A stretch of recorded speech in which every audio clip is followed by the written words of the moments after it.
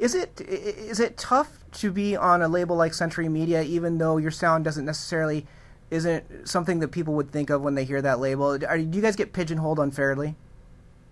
I don't think it's tough. Like, we love Century; they've been really good for us. But yeah, I think that people expect really heavy stuff to come off of them. I mean, with the exception of Lacuna Coil, I mean, they're very melodic and they have their own thing going on, and I love them too. I love Christina.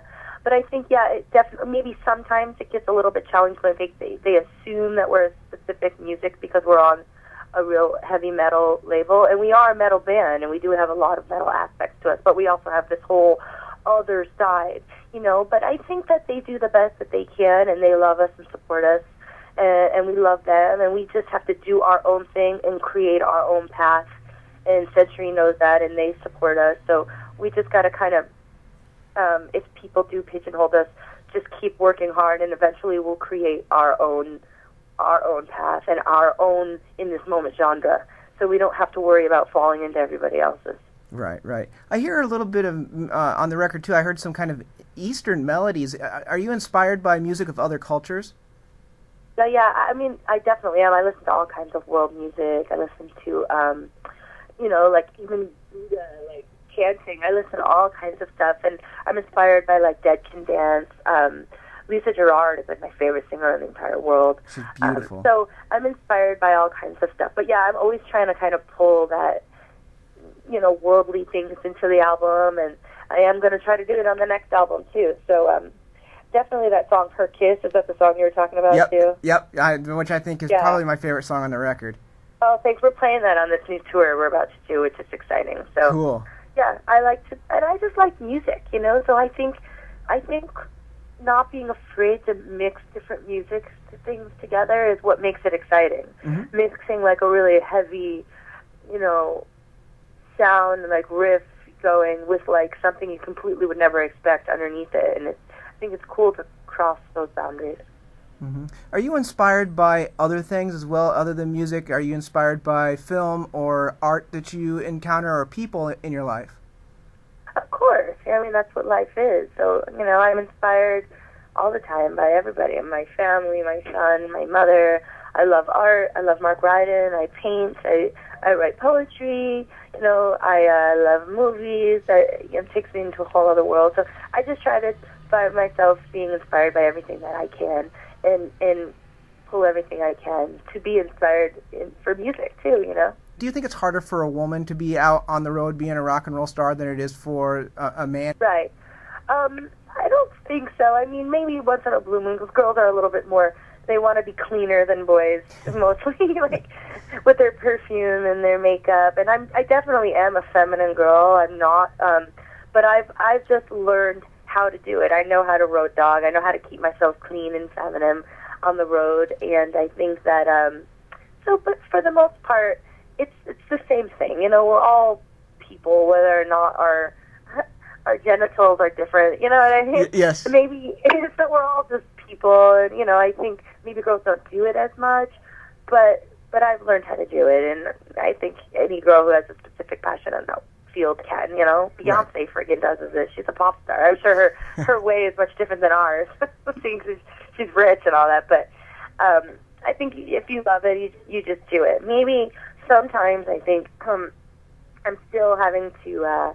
People still don't always quite as used to seeing girls in the metal world, especially a girl like me, because I'm very feminine and I wear little feminine dresses and I'm soft and whatnot. So maybe they, like when we opened up for Megadeth, that was a little bit challenging because at first they're like, the hell is this? You know what I mean? Yes. But I think that you go up there and you keep your confidence and you stare the crowd in your face and you do what you do and you win them over, And if you don't and they don't like you, that's fine too. Do you think that there's an inherent misogyny in metal and that you have to kind of overcome that every time you step on stage? No, I don't. I just think they're just not quite as used to it, that's all. But I think that it's just like, it's like if you threw a girl out and some, girl into the NFL, everybody would be like, what the heck is going on? You know what I mean? It's just people aren't used to it, that's all. And I think that it really just comes down to no matter what you look like or what I'm wearing or whatever. Eventually, it comes down to our live show and the music. That's it, you know. And so even if they want to prejudge you at first, eventually they can go, wow, she can hang with if they are used to the boys, you would say. You know what I mean? Yes, yep. Tell me about your connection with your fans. You guys used, or one of the first bands that I really noticed that used the internet effectively to connect with your bands and make a difference. Tell me about what your relationship is with them and what it means for you. Well, you know, our fans are the only reason, you know, aside from, we work hard, but without our fans, we'd have nothing at all. So to us, they are like the most important thing, you know what I mean? It's like we would have nobody at our shows. We wouldn't be able to be doing our dream and following our hearts if there wasn't fans there watching. So we just really try to keep a tight connection with them, try to meet them, try to keep internet relationships with them, and just let them know how much we appreciate them and that we do realize and know that we would not be doing any of this if it wasn't for them. Tell me a little bit about when you guys think the next album, when are you going in the studio, and when are you thinking about putting it out? Well, I mean, what we're trying to do, and what you're trying to do, and what's reality doesn't always happen, but what we're trying to do is do this headliner tour, and this is going to be the end of our cycle, we know that, and we're writing our new album right now. So we'll take off the holidays, and our goal is to get, go January, February, do our new album, and have our new album out in the summer so that when we go to do our summer festival, we have our new album coming out at the exact same time. And this is my final question that I have for you, and this is kind of a question that I ask of everybody. Is there anything that I have missed that you think is important that people should know about perhaps you as an artist or in this moment as a band, or maybe a revelation or a poem or an idea that you think people should think about? No, I mean, except for we do believe in kind of like the believing is creating thing, and we just do try to spread the message to people, especially like all ages, but even more so like, teenagers, that